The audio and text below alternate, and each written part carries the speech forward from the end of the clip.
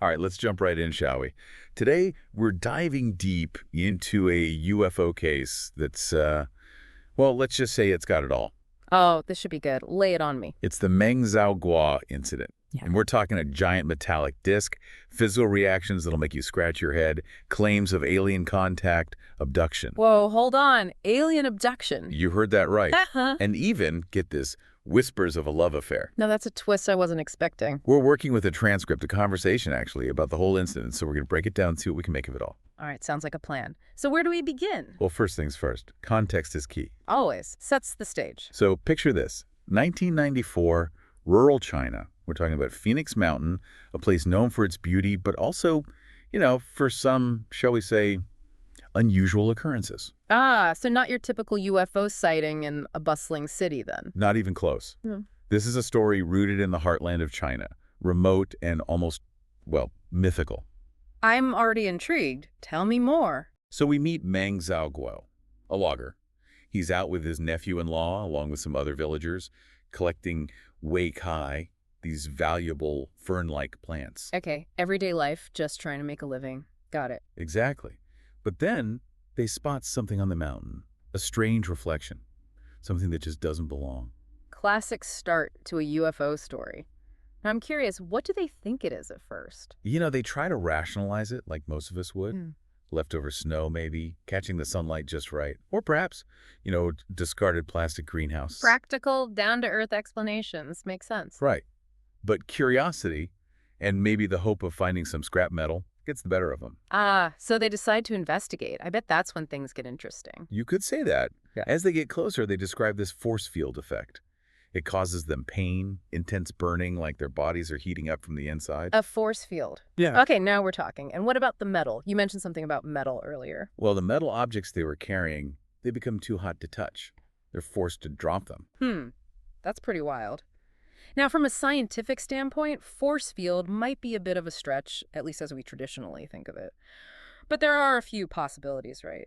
What could cause that kind of reaction? The heat, the pain. Well, one theory is electromagnetic radiation.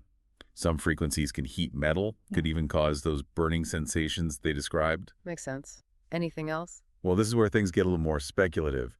But some physicists have suggested the idea of a localized gravitational anomaly. Gravitational anomaly. Now, that's a new one. Yeah, the theory is manipulating gravity, it could potentially create effects similar to what they experienced. Interesting. So, understandably, they run, right? Scared out of their wits. Oh, absolutely. But this is where it gets even more interesting. Yeah. The story, it spreads like wildfire, and the next thing you know, the authorities are involved. Authorities. We're talking police, military. Who are we dealing with here? Both, actually. The police, they get involved first, then forestry officials, they launch a full-blown investigation. I'm guessing they're not necessarily believers, are they? More like concerned citizens. Yeah, you got it.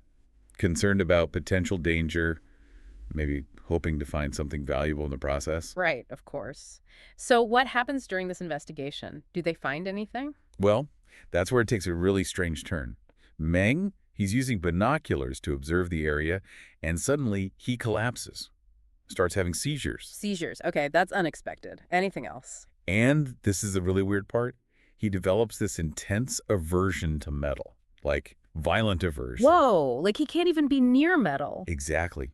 The medical professionals, they're called in, they're baffled. I bet. Seizures, metal aversion. Sounds more like a sci-fi movie than real life. Right. They suspect epilepsy, but can't explain the metal thing at all. It's like his body's rejecting anything metallic. But get this, he doesn't seem to react to other pain. Okay, that's seriously strange. I'm already hooked. What happens next? Well, buckle up, because this is where a certain organization enters the picture, the UFO Research Organization. Ah, so the big guns are called in. Are we talking like the Men in Black here? Not quite. This is a serious organization, investigates UFO claims, but, and this is important, they approach it with a healthy dose of skepticism.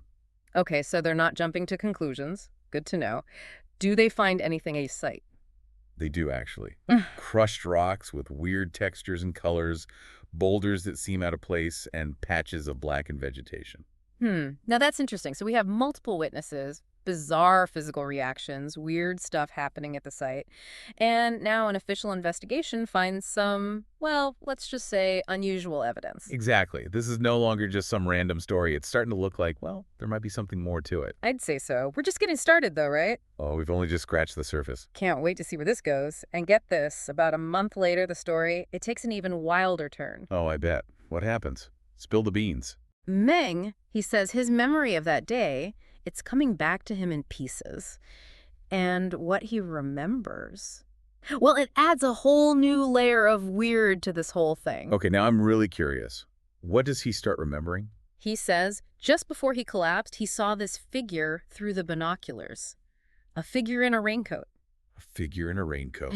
Okay, that's a little creepy, but what's so strange about that? Well, this figure, he claims, shot this beam of red light at him right through the binoculars. A beam of red light? That's straight out of a sci-fi movie. I know, right? And he believes, get this, that this explains the seizures and that crazy metal aversion, like the light, it somehow messed with his body, changed him somehow. So he's saying he was zapped with some kind of alien ray gun. I don't know, that sounds a little far-fetched, even for me. Yeah, I get it. But then he drops an even bigger bombshell. Oh boy, this should be good. What's he say? He claims he was abducted. Abducted, like taken aboard a spaceship, abducted. That's what he says. He describes being led through a wall, like walking through an air curtain right into a spacecraft. Wait, hold on. Through a wall? How is that even possible?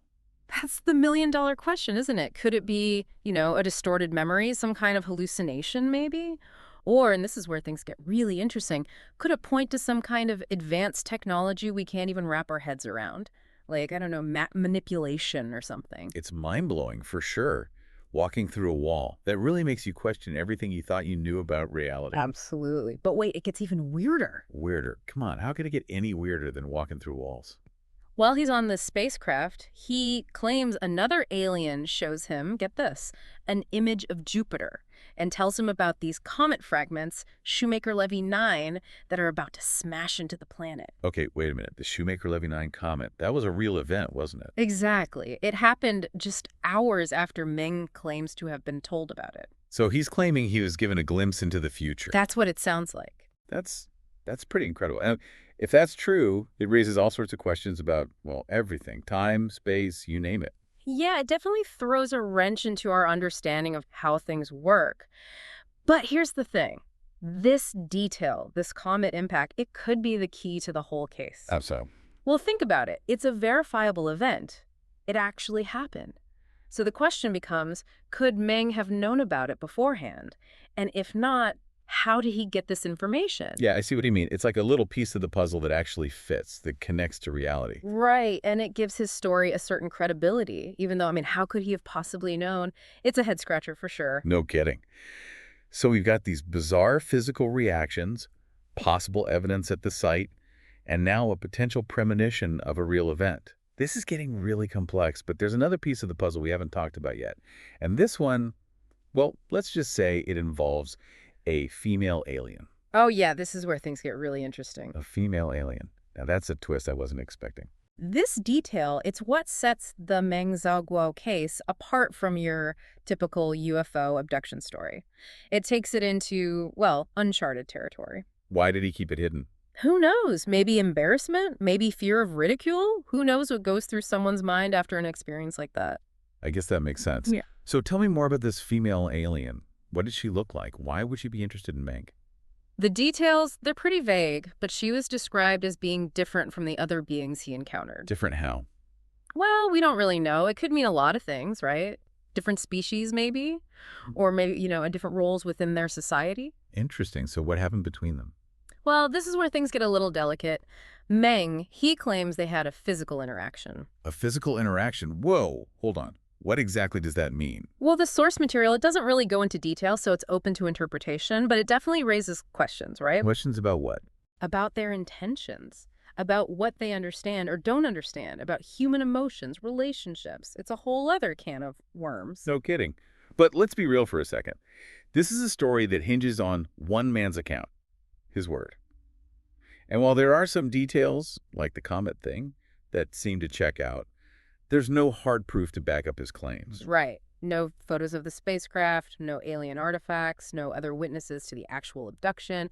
It's all based on what Meng says happened. It really makes you think, doesn't it? About belief, about proof, especially when we're talking about something as, well, as out there as aliens. Yeah, it's tough. We're wired to want evidence, something concrete, right? But what about those experiences that are subjective, that are based on, well, someone's memory, their perception? Right, and how do you prove that? How do you measure that? Exactly. The Meng Zhaoguo incident, it forces us to think outside the box, to consider the possibility that, well, maybe our current scientific understanding, maybe it isn't the be-all and end-all. Yeah, it's like we try to cram these experiences into the framework we already have, but maybe, just maybe, we need to, expand that framework to make room for things that right now we just can't explain. I think you're right. And the Meng Zhaoguo case, whether it's true or not, it opens up those possibilities, those what ifs. What if there are other forms of intelligence out there interacting with our world in ways we can't even begin to understand? Exactly. And the thing is, even if we put aside the question of whether his claims are true, the aftermath, well, it tells us something really important about human nature. Yeah, it's a reminder that these kinds of encounters, they can come at a real cost. Absolutely. Meng, his life, it was turned upside down after this. He lost his job, had to move, his daughter dropped out of school because of all the And attention. his wife passed away. It's tragic. It shows the kind of stigma that comes with, coming forward with these experiences. Makes you wonder how many other people out there have had similar encounters but are too afraid to say anything. Yeah, the fear of being ridiculed, of not being believed, it's a powerful force. Definitely. And it makes you think about our relationship with the unknown, with things that challenge the norms, the accepted ways of thinking. Right, it's like we're almost afraid to embrace the mystery. But the story, it doesn't end with Meng, does it? Nope, not at all. Phoenix Mountain, it continued to be this hotbed for UFO sightings, even years after this incident. There are a couple of big ones, one in 2005, another in 2012, and get this, they were even documented with photos. So it's like this place, Phoenix Mountain, it's a magnet for the unexplained. That's one way to put it. This whole deep dive, it's taken us on quite a ride, hasn't it? From a simple sighting to a possible abduction, a female alien encounter, and, well, a life forever changed. It's a story that makes you question everything about reality, about science, about what's possible. And what we choose to believe. Wow. What stands out to you the most? I think it's the intersection of personal experience and scientific mystery all tangled up with how society reacts to it. It's a reminder that even with all our technology, all our knowledge, there are still things out there that we just can't explain. Yeah, and maybe that's a good thing. Maybe that sense of wonder, of the unknown, it's what keeps us searching, keeps us looking up at the stars and asking, what else is out there? Well, that about wraps up for our deep dive into the Meng Zhaoguo incident. Hopefully it's left you with a few things to ponder, maybe even sparked your own curiosity about what might be lurking out there in the vastness of space. Thanks for listening, everyone. Until next time.